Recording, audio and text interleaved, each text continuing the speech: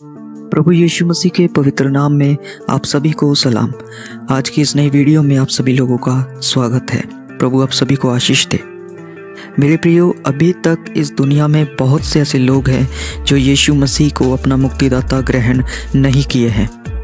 अभी तक ऐसे लोग हैं जिनके जीवन में स्वर्ग जाने के लिए बहुत सी रुकावटें हैं, पर हम ये जानते हैं कि यीशु मसीह का आगमन बहुत निकट है। वह बहुत जल्द बादलों पर आने वाले हैं, वरन उनका वचन कहता है कि वह द्वार ही पर हैं। ऐसे समय में हमें ये जान लेना ज़रूरी है कि एक व्यक्ति के जीवन में स्वर्ग जाने के लिए कौन कौन सी रुकावटें उसके जीवन में आ सकती हैं। अगर पहले से ही एक व्यक्ति को इन चीज़ों के बारे में पता रहेगा तो वह अच्छे से परमेश्वर के रास्ते पर चल सकेगा और यीशु मसीह के आगमन के लिए तैयार हो सकेगा। अगर आप आज के वचन में थोड़ा सा भी इंटरेस्टेड हैं तो इस वचन को आखिर तक ज़रूर सुनें। आज की इस वीडियो में दिए गए पॉइंट्स आपकी ज़िंदगी को बदल कर रख देंगे। तो अगर आप हमारे चैनल पर नए हैं तो इस चैनल को सब्सक्राइब ज़रूर करें, नोटिफिकेशन बेल को ऑल पर सेट करें ताकि हमारी आने वाली हर एक वीडियो आप तक तुरंत पहुंच जाए। तो आइए इस वीडियो को शुरू करते हैं।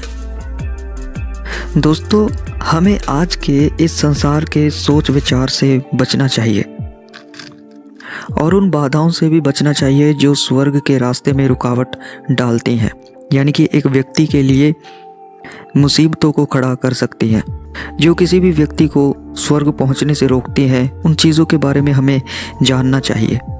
मैं आपको ऐसे 5 पॉइंट्स बताने जा रहा हूं।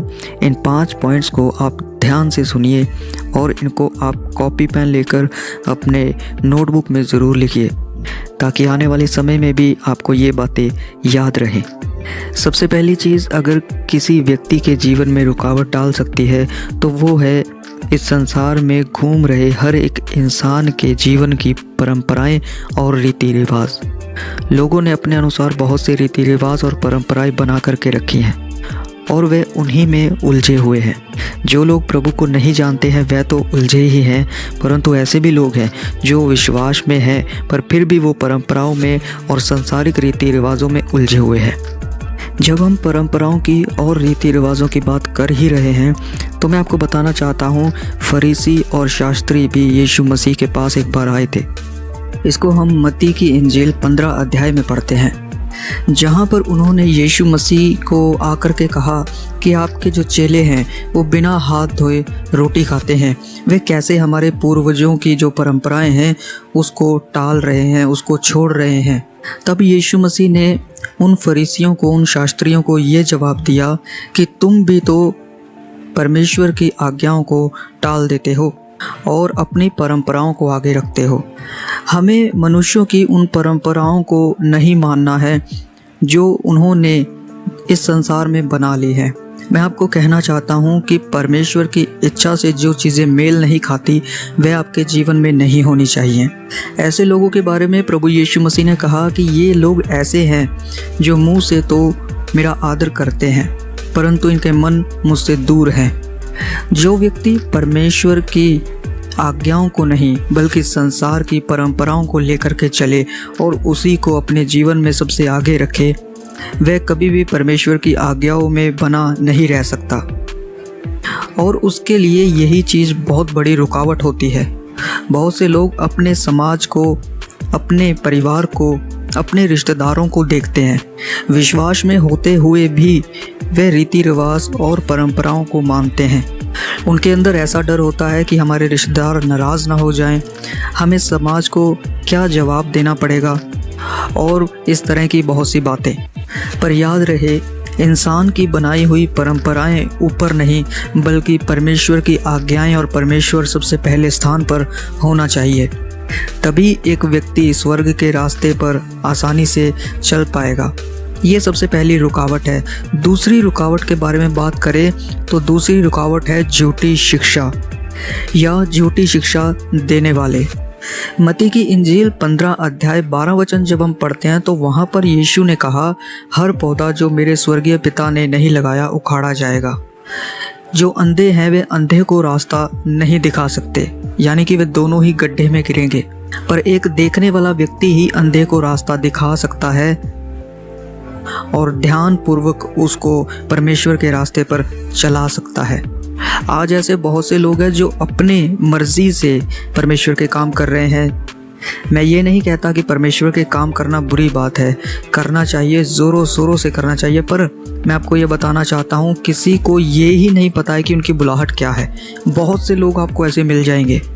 बहुत से लोग अपनी मर्जी को लेकर के चलते हैं, ना कि परमेश्वर की मर्जी को। बहुत से लोगों को शौक़ होता है कि वे माइक को अपने हाथ में पकड़ें और ज़ोर ज़ोर से चिल्ला करके प्रचार करें। ये सिर्फ उनका शौक़ है, ये उनको अच्छा लगता है, इसलिए वे करते हैं। पर याद रखने वाली बात यह है कि हर एक वह पौधा जो स्वर्गीय पिता ने नहीं लगाया वह उखाड़ा जाएगा। झूठी शिक्षा देने वाले भी लोग ऐसे ही हैं जो ऐसी बातें सिखाते हैं जो बाइबल में नहीं है, या बाइबल के वचनों को घटा देते हैं या बढ़ा देते हैं। आज इस समय में हम जी रहे हैं कि हमारे चारों ओर हम पहचान नहीं सकते हैं कि कौन सच्चा है और कौन झूठा है। जो तो खुल करके सामने आ जाता है, हम उसको देख सकते हैं कि हाँ ये झूठा है, परंतु जो खुलकर सामने नहीं आता उसके विषय में यीशु मसीह ने कहा कि ये ऐसे लोग हैं जो भेड़ की खाल में छुपे हुए हैं, यानी कि उनको भेड़िया कहा गया था। तो झूठी शिक्षा देने वाले लोग अपने स्वार्थ के बारे में ज़्यादा बताते हैं। झूठी शिक्षा देने वाले लोग सच्ची बातें नहीं बताते हैं। झूठी शिक्षा के कारण ही लोग जो है वह स्वर्ग के रास्ते से भटक सकते हैं, और ये भी एक विश्वासी के जीवन में बहुत बड़ी रुकावट बन सकती है। इसके बाद तीसरा पॉइंट है अशुद्ध जीवन। और मत्ती की इंजील 15 अध्याय 10 वचन जब हम पढ़ते हैं तो यीशु मसीह ने वहाँ पर समझाया कि जो मुंह से निकलता है वही मनुष्य को अशुद्ध करता है, यानी कि मुंह से तब निकलेगा जब पहले वह व्यक्ति के मन में भर जाएगा। तो इसका मतलब ये है कि एक व्यक्ति अपने मन से अशुद्ध होता है। फिर यीशु ने ये भी बताया कि मन से निकलता क्या है, जैसे कि बुरे विचार, हत्या, परस्त्री गमन, चोरी, झूठी गवाही, निंदा, चुगली, ये सब चीज़ें जो है वो मन से उत्पन्न होती हैं और एक व्यक्ति को अशुद्ध करती हैं। व्यभिचार भी मन से ही शुरू होता है। अगर कोई व्यक्ति हत्या तक पहुंचता है तो उसका गुस्सा, उसका क्रोध मन से ही शुरू होता है। यानी कि मन जो है वह बहुत सारे पापों की जड़ है। इसीलिए वचन में यीशु मसीह ने कहा कि मैं तुम्हें नया मन दूंगा। और वचन कहता है कि मन को तो असाध्य रोग लगा है। और परमेश्वर का वचन इस प्रकार कहता है, सबसे ज़्यादा अपने मन की रक्षा कर, क्योंकि जीवन का मूल स्रोत वही है। तो जहाँ से जीवन निकलता है उस जगह को हमें शुद्ध रखना है, यानी कि मन। तो मैं आपको बताना चाहता हूँ, परमेश्वर आपको नया मन देना चाहते हैं ताकि स्वर्ग के रास्ते में चलते चलते आपको कोई भी रुकावट ना आए और आप सही सलामत स्वर्ग तक पहुंच पाए। तो ये तीसरा पॉइंट था, अशुद्ध जीवन के कारण एक व्यक्ति स्वर्ग के मार्ग से भटक सकता है। चौथा पॉइंट है अल्प विश्वास। जब हम मत्ती की इंजील 15 अध्याय और 21 वचन से पढ़ते हैं तो वहाँ पर हम देखते हैं कि किस तरीके से एक स्त्री ने जिद करके परमेश्वर से आशीष को पा लिया। उसके बड़े विश्वास को देख करके प्रभु ने भी उसकी सराहना की। कई बार यीशु मसीह ने चेलों को भी अल्प विश्वास होने के कारण डांटा था। अल्प विश्वासी व्यक्ति जो है वह ना तो पूरा विश्वास में होता है और ना पूरा अविश्वास में होता है। एक अल्प विश्वासी के अंदर डर और शक यानी कि डाउट्स हमेशा रहते हैं। वह अपने जीवन में कभी भी चमत्कार नहीं देख पाता। और हमारा आखिरी पॉइंट है, पांचवा पॉइंट, जीने का हमारा जटिल ढंग। यानी कि आत्मिक भोजन के लिए लोगों के अंदर भूख और प्यास होनी चाहिए। उनके मन जो है वह हटीले नहीं होने चाहिए, उनका जीवन जो है वह हटीला नहीं होना चाहिए। यीशु के पीछे चलने से हमें कौन रोक सकता है? ऐसा आपके अंदर जोश होना चाहिए, ऐसा उत्साह होना चाहिए। आपका जीने का जो ढंग है वह कड़वाहट से भरा होना, जटिल ढंग नहीं होना चाहिए। आपका ध्यान जो है वह मायने रखता है कि आपका ध्यान संसार पर है, सांसारिक लक्ष्यों पर है, रुचियों में है, या यीशु मसीह पर है, या यीशु मसीह ने जो आपको लक्ष्य दिए हैं उन पर है। तो मेरे प्रियो, मैंने बड़ी ही आसान तरीके से आपको यह समझाने का कोशिश किया है कि स्वर्ग के रास्ते में एक व्यक्ति के जीवन में क्या क्या रुकावटें आ सकती हैं।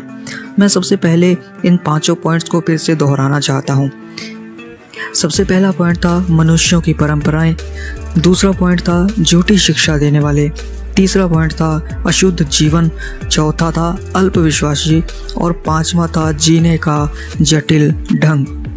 मैं विश्वास करता हूँ कि इन वचनों से आपने बहुतायत से आशीष पाई है। प्रभु आपको आत्मिक जीवन में आगे बढ़ाता चले और आशीष दे। सबको जय मसीह की।